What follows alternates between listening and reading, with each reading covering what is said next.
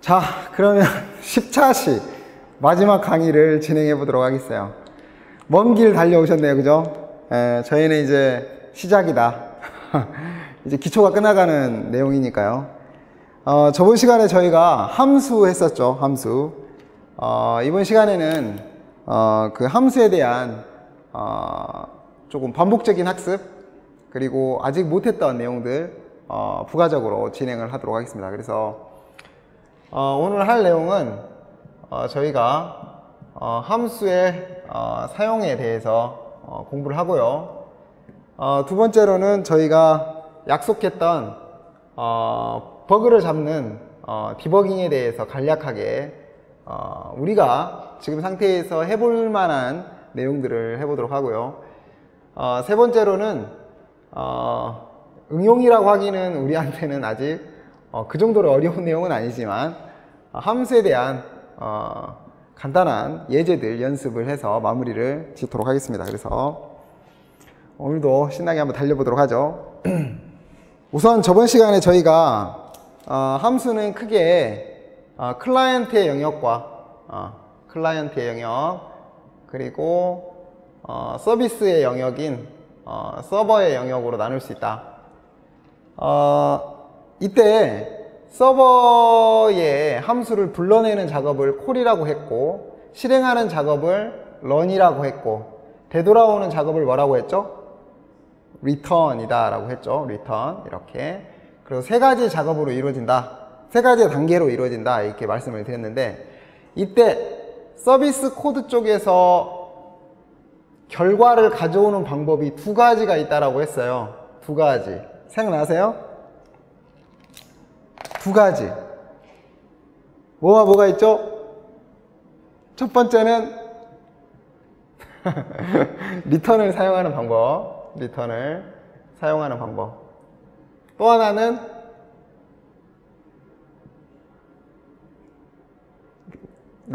입으로 나오긴 나오는데 출력 매개 변수를 사용하는 방법. 매개 변수를 사용하는 방법. 그래서 변수를 사용하는 방법, 이 두 가지가 있는데 리턴을 사용하는 방법은 기본적인 내용이기 때문에 어렵지 않죠. 그래서 저희가 출력 매개 변수를 사용해 가지고 결과치를 받아오는 내용에 대해서 조금 공부를 저희가 해보도록 하겠습니다. 그래서 우리가 이쯤 되면 가장 많이 하는 또 함수가 있어요. 일반적으로 꼭 이 정도 되면 해보는 함수 같이 작성을 해보도록 하겠습니다. 먼저 정수가 있다. 두 메모리 정수 만들어 보도록 하겠어요. studio.h 헤더, 그리고 인트형 메인 헤더, 그리고 인트형 A라는 메모리 공간에는 12, 인트형 B라는 메모리 공간에는 22 이렇게 보관이 되어 있습니다. 크기 괜찮나요? 잘 보여요? 네. 이때 두 원소를 출력했더니 이와 같이 두 원소의 내용물이 각각 출력되더라. 그리고 여기서 두 수를 바꿔서 출력했더니 두 수의 내용물이 각각 이렇게 바뀌어서 출력이 되더라. 예로 메모리 공간에 저희가 변수 몇 개를 만들었어요? 두 개. 몇 바이트 짜리예요? 인트형 4바이트 짜리 이렇게 두 개를 만들었어요. 그리고 이곳에는 각각 값이 얼마가 들어가 있죠? 10과 20이 들어가 있네요. 10과 20. 이때 이 두 수를 교환하고 싶다라는 거죠. 한마디로 A의 값은 어디에? B에 넣고, B의 값은 A에 넣고. 어떻게 할 수 있다 그랬죠? A에다가 B를 넣어라. 한번 해본 것 같아요, 저희가. 그쵸? 그리고 B에다가 A를 넣어라. 이렇게 하면 바뀔까요? 바뀔까요? 그렇죠. 이렇게 하면 값이 동일한 값이 된다. 나와라 참깨. 네, 저희가 항상 콘솔용 프로그램으로 링커 속성에 시스템 속성을 하위 시스템으로 콘솔로 잡아줘야 화면이 잠깐 여러분들이 확인하는 동안 멈춰져 있다. 그래서 보시면 둘 다 20이 되는 걸 볼 수 있는데, 그 이유는 먼저 A는 B라는 문장에 의해서 B값을 읽어와서 A에다 넣어라. 한마디로 B값을 읽었더니 얼마? 20이라는 결과치를 다시 어디다 넣어요? A라는 메모리 공간에다가 넣어라 라고가 되겠죠. 그 다음 두 번째 문장이 뭐죠? 두 번째 문장이 A의 결과치를 넣어라 라는 거니까, A의 결과치를 읽어와서 다시 읽어왔더니 20이죠 또. 그래서 넣어라 그러면 다시 20을 넣는 거니까, 안 넣는 건 아니에요. 다시 넣는 거니까 이렇게 결과치가 보관이 되더라 이런 뜻이에요. 둘 다 결과치가 되는, 20이라는 결과치가 되는데, 그래서 우리가 두 수를 교환하기 위해서는 뭘 사용하죠? 바로 변수 하나를 더 만들어서, 가장 기본적인 방법이 로테이션을 하는 방법이다. 좀 지저분하니까 여러분들의 시야를 위해서 다시 그려드리도록 하겠습니다. A는 얼마? 10. B는 얼마? 20. 자, 그래서 메모리 공간을 하나 만드는 거죠. 이 메모리 공간의 이름을 저희는 T라고 하자. 이때 우선 A의 메모리 공간에 B를 넣기 전에 잠시 A의 메모리 공간에 있는 내용을 이렇게 T에다가 임시적으로 보관을 하고, 다시 B에 있는 내용을 어디다가? A에다가 보관을 하고 1번, 2번. 그 다음 마지막으로 T에 있는 내용을 어디다가? B에다가 보관을 하면 3번이 되겠죠. 그래서 1번은 곧 T에다가 얼마를 보관을 해야 돼요? A를. A에는 얼마를 보관해야 돼요? B를. B에다가는 얼마를 보관해야 되죠? T를. 네. 이걸 이제 로테이션을 한다라고 이야기를 했죠. 이 메모리 공간이 정수 형식이니까 이 메모리 공간도 동일한 데이터를 저장해야 하므로 당연히 정수 형식이 돼야 되겠죠. 그래서 한번 만들어 보자고요. 자, int형 t라는 메모리 공간을 만들고 A의 메모리 값을 어디다가? T에다가 넣고, 다시 두 번째로 A에 있는 내용물에 B에 있는 내용물을 가져와서 놓고, 마지막으로 T에 있는 내용물을 가져와서 A에다가 B에다가 넣게 되면 이렇게 두 값이 완벽하게 깔끔하게 이렇게 A와 B가 바뀌더라 이런 뜻이죠. 좋아요. 이제부터 연습을 해보도록 하겠어요. 자, 이걸 함수로 만들어 보자 이거죠. 함수로 저희가 그래서 복사본을 남기도록 하겠어요. 자, 컨트롤 C, 컨트롤 KC, 컨트롤 V 해서 이렇게 복사를 하도록 하겠습니다. 자, 우선 쉬운 것부터 만들어 보죠. 두 원소의 정수를 출력하는 이 문장, 컨트롤 X 잘랐어요. 프린트 해라 정수 A와 B를. 자, 한번 여러분들 만들어 볼까요? 이렇게 했더니 어떻게 출력됐다라는 거예요? 화면에 A 값인 10과 B 값인 20이 각각 출력되더라 이런 뜻이죠. 한번 해볼까요? 프린트 정수 두 개를 인수로 받아서 출력하는 코드를 만들어 보세요. 네. 오래 기다릴 수는 없으니까 바로바로 만드셔야 돼요. 자, 한번 같이 해볼까요? 우선 반환 형식은 있어요, 없어요? 이 함수가 끝나고 어떤 값이 남을 필요가 없겠죠? 그래서 지금 반환 형식은 없다라는 의미의 void, 함수의 이름은 print, 인수로 뭐뭐 받아요? A와 B가 모두 다 뭐야? 정수다 이런 의미가 되겠네요. int형 A, int형 B. 이때 A, B를 뭐라고 하냐? 인수. 이때 이 A, B는 뭐라고 하냐? 맥의 변수. 그죠?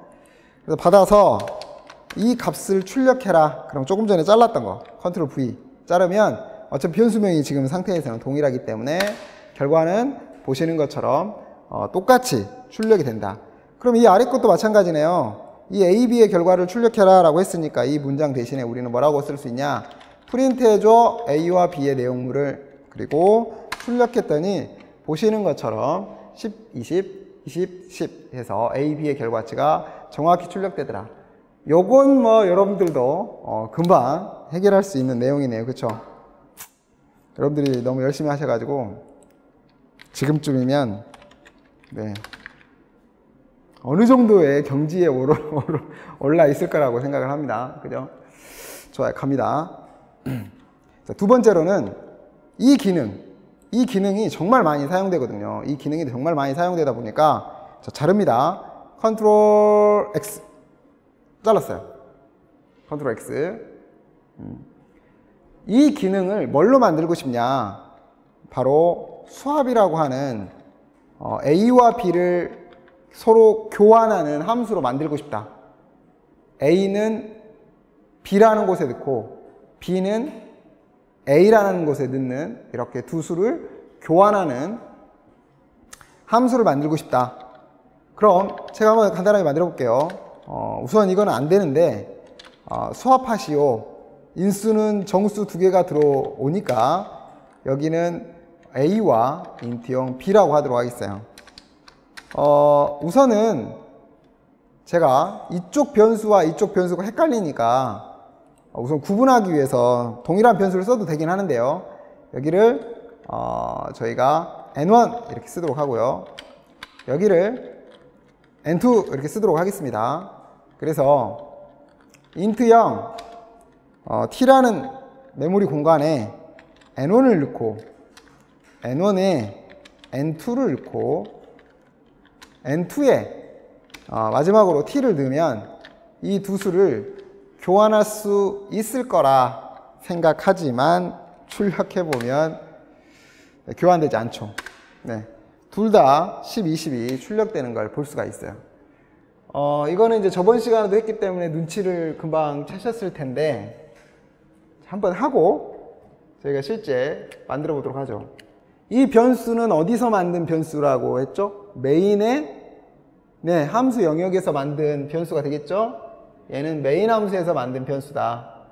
자, 그리고 이쪽에 프린트가 아니죠. 수압이죠. 수압. 프린트는 생략하고 수압 함수가 만들어지면 이 수압 함수에도 변수 몇 개가 있어요. 매개 변수 지금 두 개. N1과 N2라는 정수형 변수가 두 개가 있네요.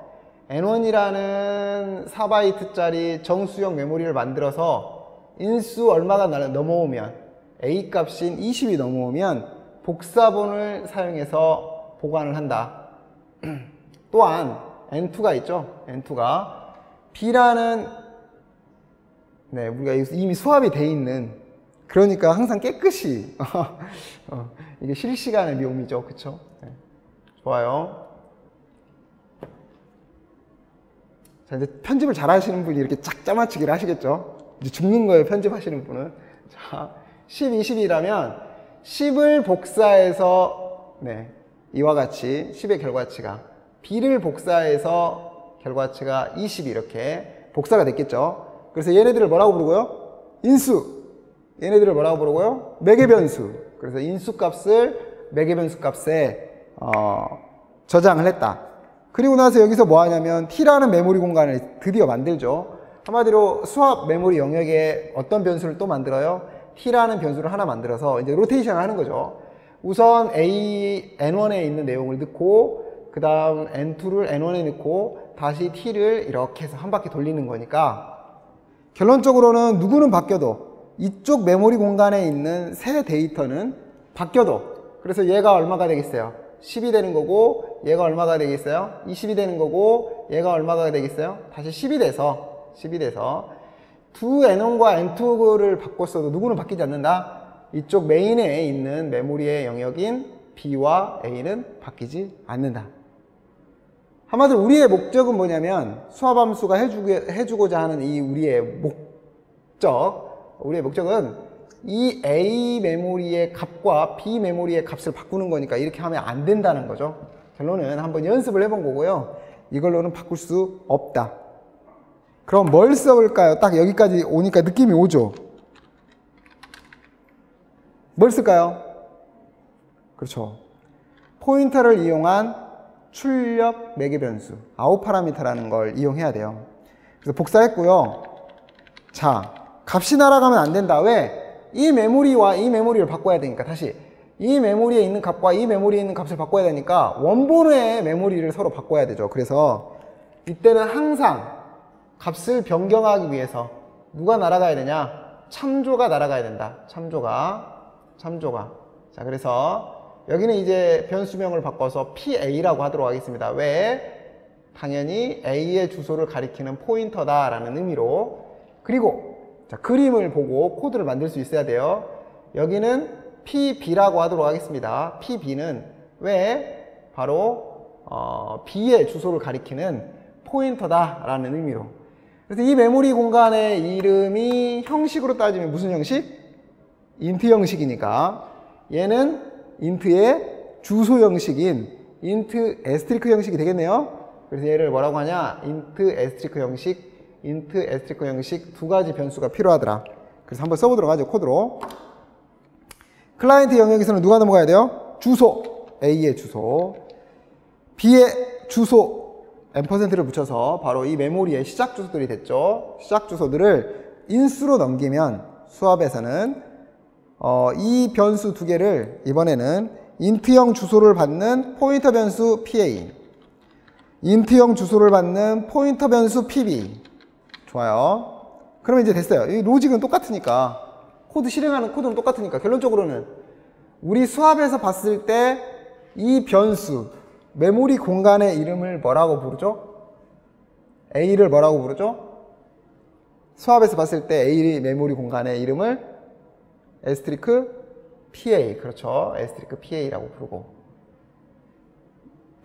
B의 메모리 공간의 이름을 그렇죠. 애스트리크 PB라고 부르니까 아하, 결론적으로는 누구와 누구를 바꾼다라는 건, A와 B를 바꾼다라는 건 누구와 누구를 바꾼다라는 게 된다. 애스트리크 PA와 애스트리크 PB를 바꾼다라는 게 된다라는 거. 그래서 N1 조금 전에 썼던 코드가 바로 애스트리크 PA가 되는 거고요.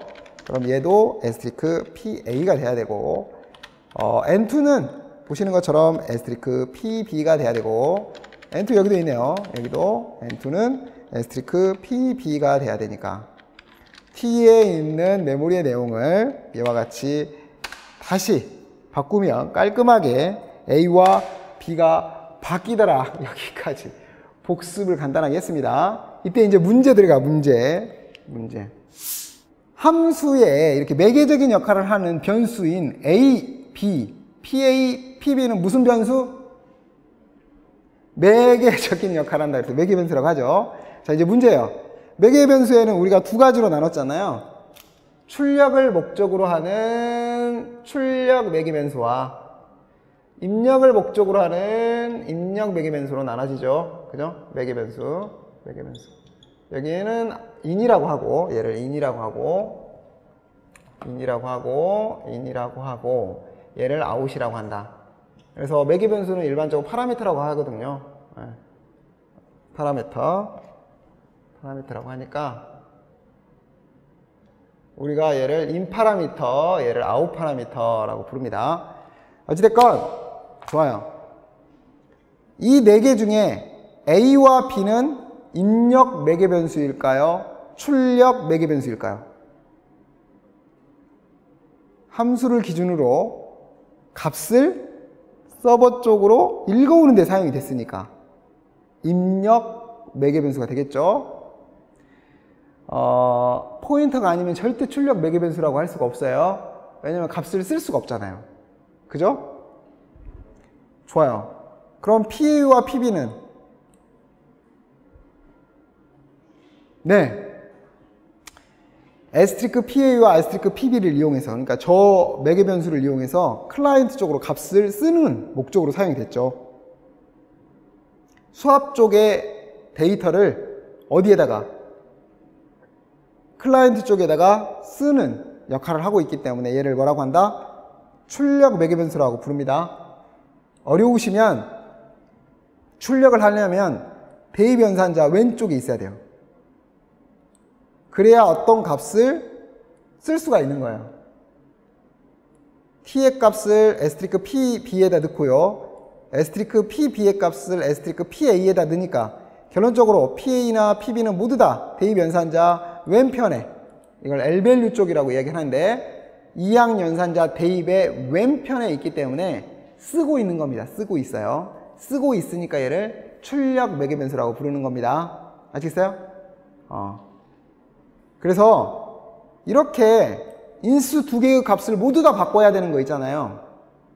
인수 두 개의 값을 모두 다 지금 바꾸고 있잖아요. 그쵸? 이렇게 바꿔야 되는 경우에는 리턴 같은 걸 사용하기보다는 보시는 것처럼 출력 매개 변수를 사용하기 위해서 참조를 날리고 포인터로 받아서 출력 매개 변수를 만들고 이와 같이 값을 바꾸는 게 더 훨씬 깔끔하고 안정적인 코드가 된다 이렇게 생각을 하시면 되겠어요. 이런 거는 이제 저희가 연습하면서 또 좀 더 연습을 하도록 할 거고요. 저희 여기 코드 한번 볼까요? 여기 코드 보면 세 줄이 뭐 하는 거냐면 t에다가 메모리에 내용물을 집어넣고 애스트리크 pv의 내용물을 다시 이 메모리에 넣고 t의 메모리에 있는 내용물을 여기다 또 넣고 있잖아요. 그쵸? 이 작업은 누구하고 똑같냐면 그 전에 우리가 일반적인 이 작업을 한 거하고는 똑같죠. 단지 뭐가 달라졌을 뿐이냐면 애스트리크가 붙었다 그래서 어려워하지 말라 그랬죠. 그냥 변수의 이름이다. 특이한 변수의 이름이다 이렇게 생각하시면 되겠어요. 그래서 로직이 똑같다. 한마디로 코드가 동일한 코드다 라는 걸 알 수 있고요. 그 아래 저희가 함수를 사용하지 않았을 때도 마찬가지예요. 여기가 함수를 사용하지 않고 있었던 코드인데요. 이 코드도 동일하게 사용이 되고 있다는 사실을 알아두시면 되겠습니다. 알겠죠? 좋아요. 자, 복사본을 남기도록 하겠어요. 여러분들을 위해서 복사본을 남기도록 하겠습니다. 네, 복사본을 남기도록 하겠어요. 자, 사실 일반적인 프로그래밍 언어에서는 얘를 입력, 출력으로만 나누지 또 몇몇 프로그래밍 언어에서는 얘를 뭐라고도 부르냐면 얘는 읽어오기도 하고 쓰기도 해요. 여기도 읽어오기도 하고 쓰기도 하니까 이 변수를 뭐라고 하냐면 입출력 매개 변수라고 부르기도 합니다. 입출력 매개 변수. 근데 C 언어 프로그램에서는 입출력 매개 변수라고 부르지 않고 그냥 입출력을 하던 모두 다 뭐라고 하냐면 출력 매개 변수라고 부릅니다. 그러니까 여기를 정확히 말해라 라고 하면 얘는 입출력하는 매개 변수인 거예요. 여기서 읽어오기도 하죠. 서버 쪽으로 값을 읽어오기도 하고 쓰기도 하고 서버 쪽으로 값을 읽어오기도 하고 쓰기도 하고 그러니까 얘는 입출력 매개 변수라고 부를 수 있습니다. 그런데 C에서는 입출력 매개 변수도 모두 다 뭐라고 부르냐면 출력 매개 변수라고 부른다라는 것만 알아두시면 되겠어요. 그러면 지금 왜 이렇게 강조하냐? 지금은 별로 이게 안 중요해요. 이 구분하는 게 별로 안 중요한데 다음에는 중요해요. 저희가 콘스트 문법을 구분할 때도 이걸 나눠서 구분을 하기 때문에 알아두셔야 됩니다. 그래서 여기까지 간단하게 정리를 하고요. 저희가 이번에는 파일을 분류해 보도록 하겠어요. 우리가 이런 작업을 많이 해야 된다 그랬죠. 저번에 딱 한 번 해본 것 같은데 같이 한번 구분을 하도록 하겠어요. 자, 이 함수를 지금 이 상태에서 파일을 분류하기 전에 파일을 분류하기 위해서는 우리가 세 파일로 구분할 거예요. 먼저 여기다가 독립적인 기능이라고 생각을 하고 프린트의 함수 선언 정보와 우리가 프린트의 함수 정의 정보로 저희가 분류를 할 거고요. 얘도 독립적인 기능이라고 가정하고 수압의 함수의 선언 정보와 수압의 함수의 정의 정보로 나눌 수 있다. 좋아요. 얘는 뭐라고 그랬죠? 얘는 클라이언트 코드다.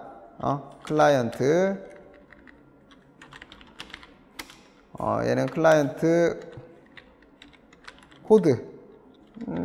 메인 함수의 정의라고 부르죠. 네, 이렇게 세 개의 파일로 분류를 해서 저희가 코드를 작성해 보도록 하겠습니다.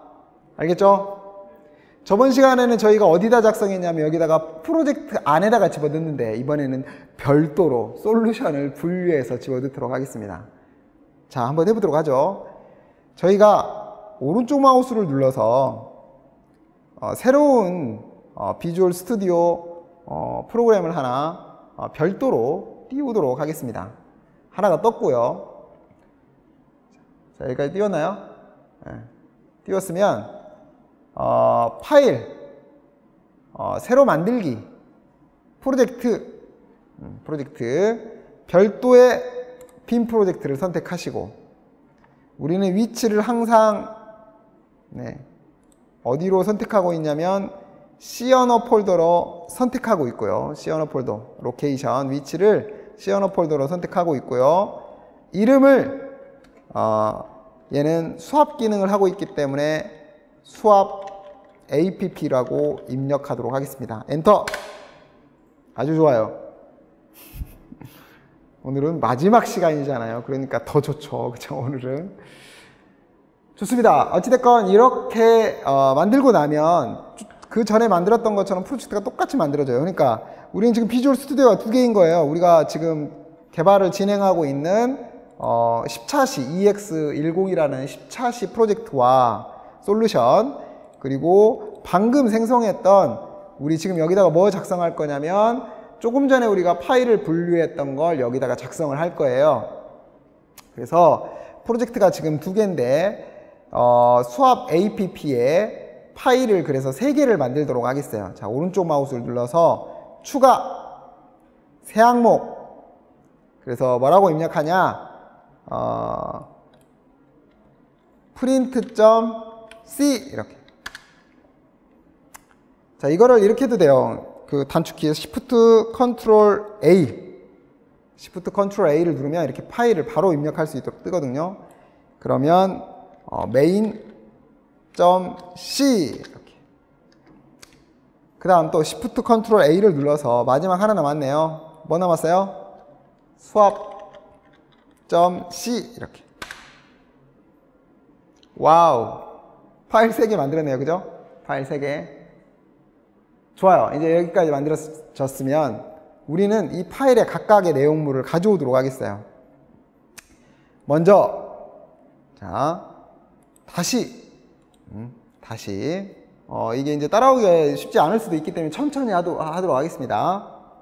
우리 프로젝트로 건너갔어요.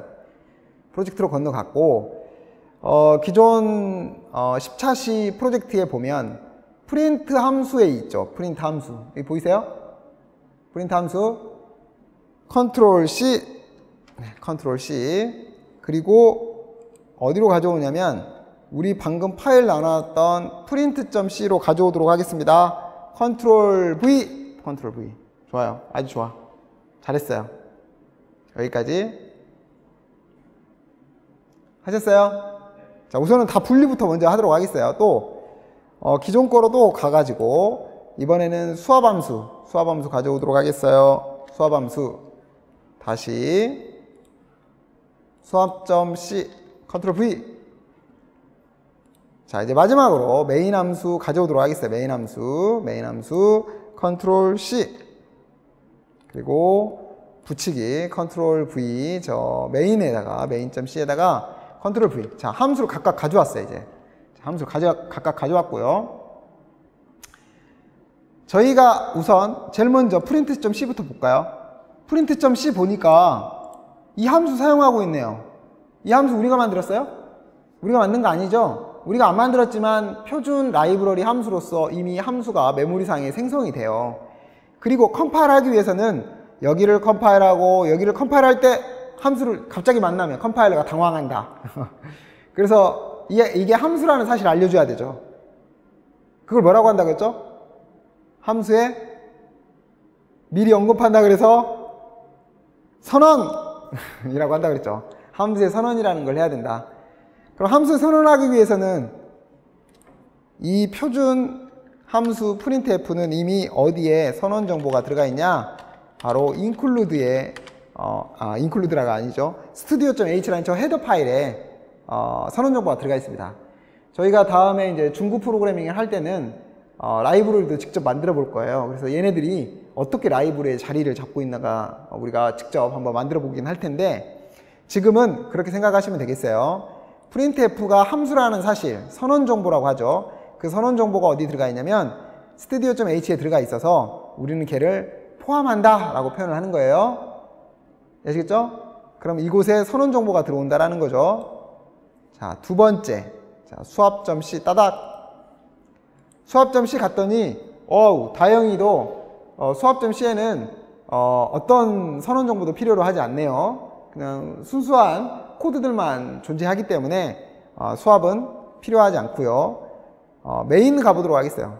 메인을 가보면 메인은 누구를 사용하고 있냐면 프린트 그리고 수압, 이해하시겠어요? 두 개를 사용하고 있잖아요.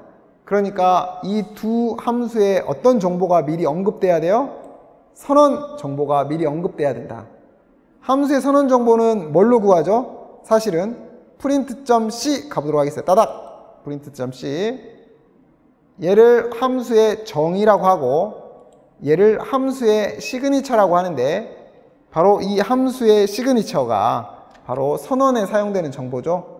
그래서 main.c에 가서, 어지럽죠. 정신이 없을 수도 있어요. 그러니까 알고 나면 별거 아닌데 모를 때는 이게 정신이 없을 수 있어. 어쨌든 메인 함수에서 우리는 어떤 함수를, 프린트 함수를 넌 함수야 라는 사실을 알려줘야 돼요. 그걸 선언이라고 하고, 이때 알려주는 정보를 함수의 시그니처라고 이야기를 합니다. return type, 매개 변수, 그리고 함수의 이름을 일컬어서 부르는 용어가 바로 함수의 시그니처다. 여기까지 했죠? 두 번째로, 그 다음 수압 가보니까 수압 함수의 시그니처를 복사해서 main.c에서는 수압도 함수를 사용하고 있으니까 얘가 함수라는 사실을 미리 이렇게 알려줘야 돼요. 아시겠어요? 그리고 드디어 이제 세미콜론 꼭 붙여야 됩니다. 그리고 드디어 실행을 하게 되면 번쩍, 우리가 콘솔용어로 맞춰놓은 게 아니기 때문에 번쩍 사라지는 걸 볼 수가 있고요. 프로젝트 속성, 링커의 시스템 속성의 하위 시스템을 콘솔로 맞춰줘야 실행이 되더라도 화면이 잠깐 우리가 키를 누를 때까지 멈춰져 있다. 그래서 결과는 같다라는 사실을 알 수 있죠. 그리고 저희가 방금 뭐 했죠? 네, 코드는 똑같습니다. 기존 거하고 똑같은데 앞으로 여러분들이 개발할 때는 실제 그렇게 한 파일에다가 모두 다 때려박지 않는 거죠. 사실은 수압은 A라는 사람이 개발하고 프린트는 B라는 사람이 개발하고 그 A와 B를 가져다 사용하는 코드는 내가 개발을 하는 거잖아요. 그렇죠? 그래서 이렇게 분류해서 개발을 하는 거기 때문에 저희가 그걸 연습을 한 거고요. 이제 여기서 끝나면 안 돼요. 이제 그 다음 스텝을 밟아야 되는데, 사실은 메인의 함수의 입장에서 보면 메인이 수압이나 프린트를 실제 만드는 게 아니잖아요.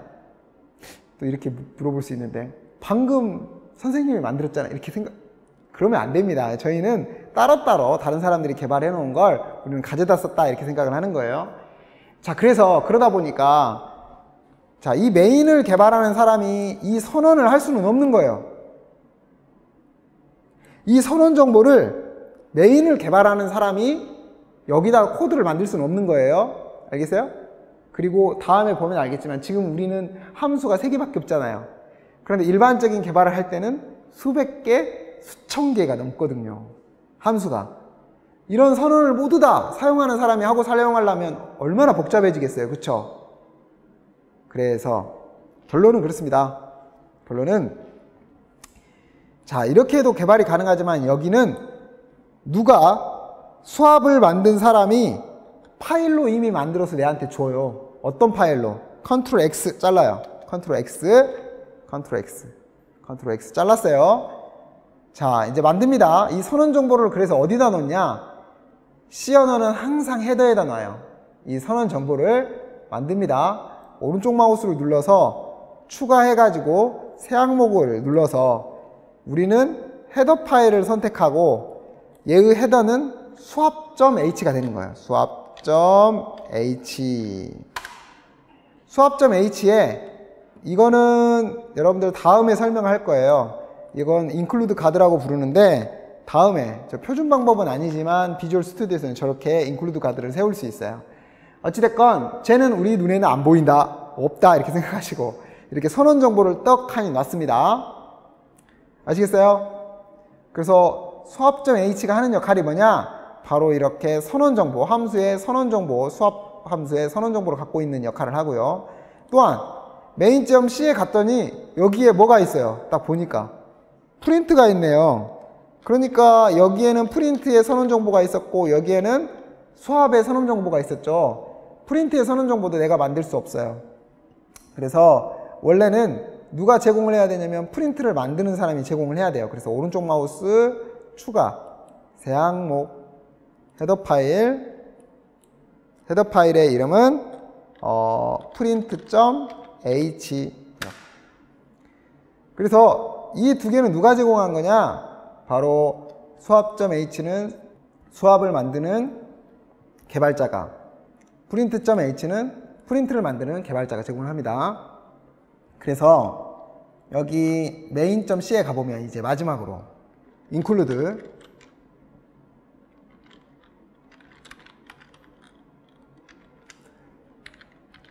이 내용을 복사해서 여기다가 놓고 수압 그리고 결과를 보도록 하겠어요. 네, 결과는 같죠? 정리를 해볼게요. 자,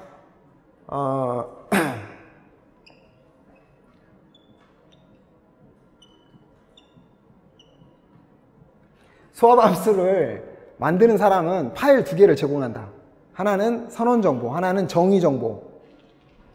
그래서 선언 정보와 그리고 하나는 정의 정보.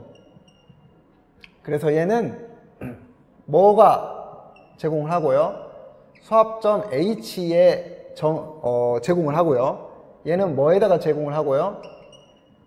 수압.c에 제공을 한다. 두 번째, 여기는 프린트 함수를 만드는 사람은 다시 선언 정보와 정의 정보를 제공을 해야 되는데 선언 정보는 print.h에 제공을 하고 정의 정보는 print의 C에 제공을 한다. 아시겠어요? 그래서 이와 같이 기본적으로 함수를 만들 때는 항상 두 가지를 분류시켜서 선언 정보와 정의 정보를 별도의 파일에 헤더와 C에 놓는다라는 걸 알아두시기 바랍니다. 별거 아니죠? 네.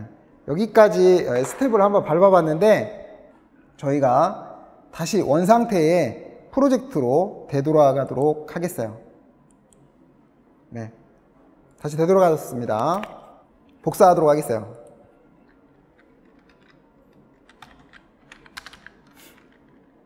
자, 이 클라이언트 보이시죠? 이 클라이언트는 누구누구를 가져다 써요.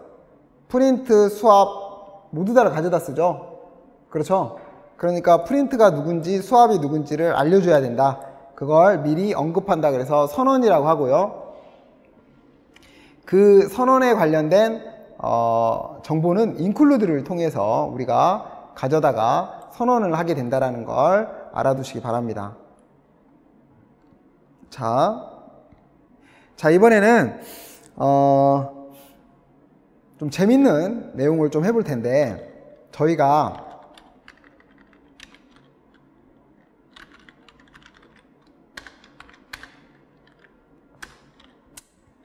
배열 하나를 만들어 보죠. 배열 하나 4개짜리 배열 원소 10, 20, 30을 가지고 있는 4개짜리 배열을 만들었어요. 그리고 모든 원소의 내용물을 출력해라. 자, 한번 만들어 보도록 할까요? 네, 한번 만들어 보도록 하죠. 저희가 모든 원소를 출력해라. 항상 저희가 초보 때 프로그램을 할 때는 대부분의 프로그램을 하더라도 메모리 그림을 쉽더라도 꼭 그려가면서 연습을 하라 이런 이야기를 했었죠. 네, 꼭 메모리 그림을 직접 그려가면서 연습을 하시기 바랍니다.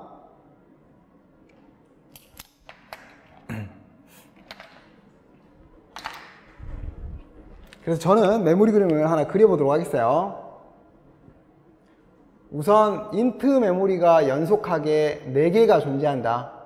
이렇게 같은 형식의 메모리가 연속하게 만들어지는 이와 같은 문법을 배열이라고 한다. 첫 번째 배열의 이름은 뭐라고 이름이 짓냐? 바로 0번 이렇게, 얘는 1번 이렇게, 얘는 2번 이렇게, 얘는 3번 이렇게 연속하게 인트 형식 메모리가 4개가 만들어지더라. 그리고 여기에는 얼마 값을 넣었냐면 저희가 각각의 10부터 40까지의 정수를 초기화했다라는 걸 알 수가 있죠. 여기까지가 이제 1단계예요. 그럼 모든 원소를 출력해라 그러면 배열에 들어있는 이 하나하나의 변수를 가리켜서 뭐라고 부른다라고 했냐면 얘네들을 원소라고 한다라고 했으니까 모든 원소를 출력하기 위해서 0번을 출력해 보도록 하죠. 먼저 0번 정수를 출력해라. 어레이 0번.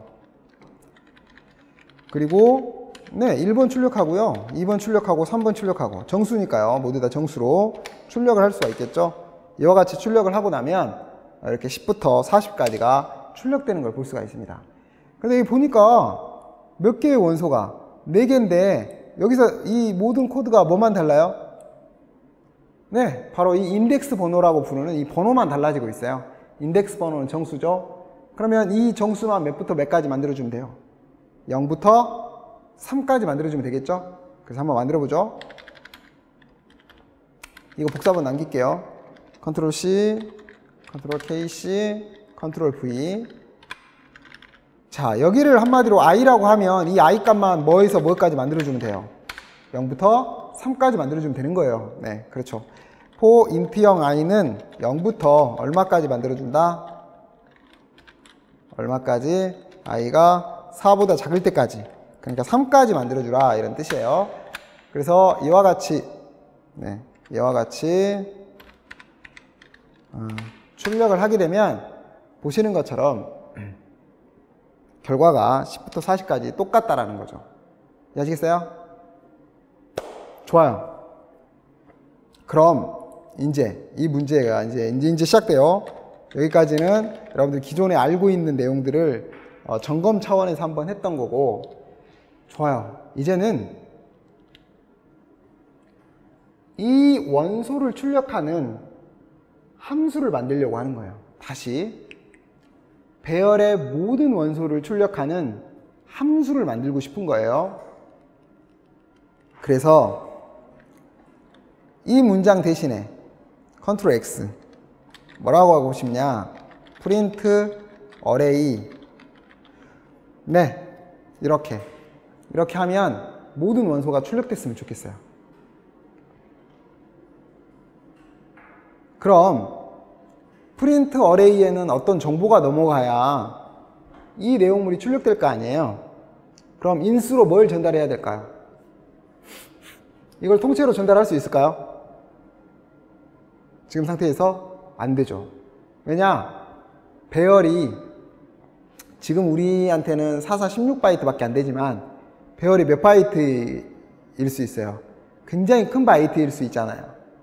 그러니까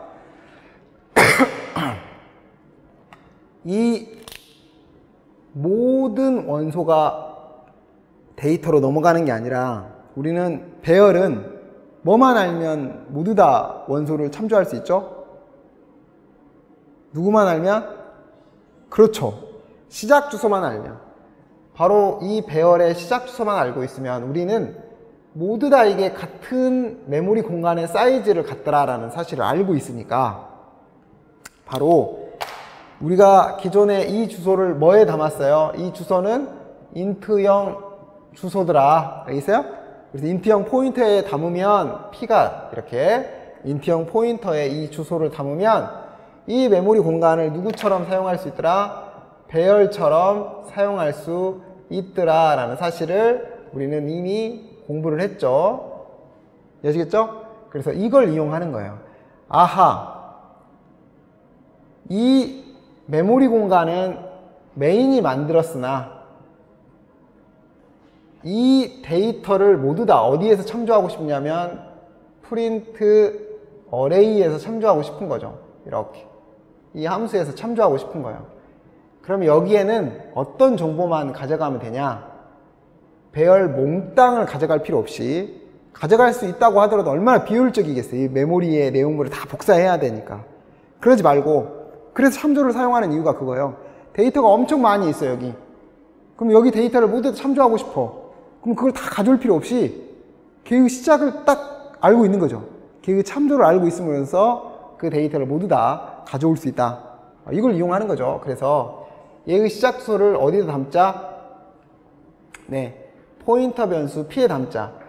얘는 int 메모리, int 메모리, int 메모리, int 메모리니까 얘는 int 메모리의 주소를 받는, 저장하는 변수이더라. 아시겠어요? 그래서 여기다가 뭐 남겨야 돼요? 주소. 배열의 이름은 그 배열이 시작하는 주소다. 아시겠어요? 그래서 void print array int형 주소가 넘어오니까 보시는 것처럼 int형 포인터 변수 p에 이렇게 받아서 코드는 동일해요. 어차피 똑같으니까 아까 우리가 가져온 코드를 붙여넣기 했고요. 이 이름만 뭘로 바꿨냐면 p로 바꾸면 결과치가 이렇게 같더라 라는 사실을 알 수 있어요. 했어요? 우리가 그 전에 배열을 이용해 가지고 주소의 연산도 열심히 공부를 했잖아요. 막 중요하다고. 그런 공부를 한 이유가 바로 이렇게 함수의 배열에 원소를 모두 다 출력하는 이런 코드들을 만들고자 하면 함수에 뭘 전달할 수밖에 없냐면 배열의 주소를 전달할 수밖에 없고요. 그러다 보면 개그 시작 주소를 받아야 하므로 포인트를 사용할 수밖에 없고요. 그런 포인트를 사용해서 이렇게 메모리, 배열의 메모리를 참조할 수 있다는 사실을 알 수 있습니다. 복사. 또한 이 또한 같습니다. 여기 보시면 클라이언트가 넘겨주는 원소의 개수를 알 수 있을까요? 지금 클라이언트가 뭐만 넘겨주죠? 주소. 그 외에는 알 수 있는 정보가 있어요, 없어요? 없어요. 이 원소가 몇 개인지를 알아요, 몰라요? 몰라요. 그 원소를 알고 있는 건 누구밖에 없다? 클라이언트밖에 없다. 그래서 클라이언트가 원소의 개수도 넘겨줘야 합니다. 알겠어요? 다음에 이런 관련성 있는 정보가 많으면 다음에는 얘네들을 하나로 단위로 묶어가지고 인수로 전달을 하게 돼요. 다음에 보시면 알겠지만 그런 하나의 단위로 묶는 걸 구조체라는 문법을 사용해서 만들어지게 되는데 그 내용은 우리가 다음 시간에 저희가 공부를 하게 됩니다. 어찌됐건 이와 같이 4개의 인수가 전달되므로 인수가 2개죠. 하나는 int형 주소, 또 하나는 int형 메모리의 값. 그러니까 두 번째 인수가 필요하죠. 얘를 정수가 넘어오니까 정수를 담기 위한 사이즈 변수를 넣고 여기를 뭐라고 만드냐면 사이즈 변수라고 만들면 되겠네요. 그래서 출력했더니 보시는 것처럼 10부터 40까지 출력이 되더라. 얘의 장점은 뭐냐면 컨트롤 C VV. 만약 시작 주소로부터 2개만 출력하고 싶어. 만약 시작 주소에 1 그러면 뭐가 되겠어요? 1 그러면 20이라는 값이 되겠죠? 그죠? 그러면 여기를 %를 딱 붙이면 누구의 주소가 돼요? 1메모리의 시작 주소가 되죠. 그 메모리부터 3개까지 출력해라 그러면 어때요? 처음에는 10부터 40까지 출력되겠지만 두 번째는 10부터 20까지, 세 번째는 20부터 40까지가 출력이 되겠죠. 자, 요거까지만 하고 저희가 쉬는 시간을 갖도록 하죠. 한번 볼까요? 자, 첫 번째는 이와 같이 시작 주소를 P에 넘겨주고 원소의 개수를 4개라고 알려줬으니까 이름이 이와 같이 붙을 거고요. 이게 이제 첫 번째 프린트에 대한 내용입니다. 두 번째는 어디를 보내줬어요? 두 번째는 똑같이 시작 주소를 보내줬죠. 똑같이 시작 주소를 보내주고 원소의 개수를 몇 개라고 알려줬어요. 2개라고 알려줬으니까 어디까지만 사용을 하는 거예요. 시작 주소로부터 0번, 시작 주소로부터 1번까지라는 이 메모리 2개만 사용하고 있다는 걸 알 수 있고요. 이게 이제 두 번째 프린트 어레이가 되는 거고요. 세 번째 프린트 어레이는 어레이 1번 메모리의 주소니까 바로 이 주소네요.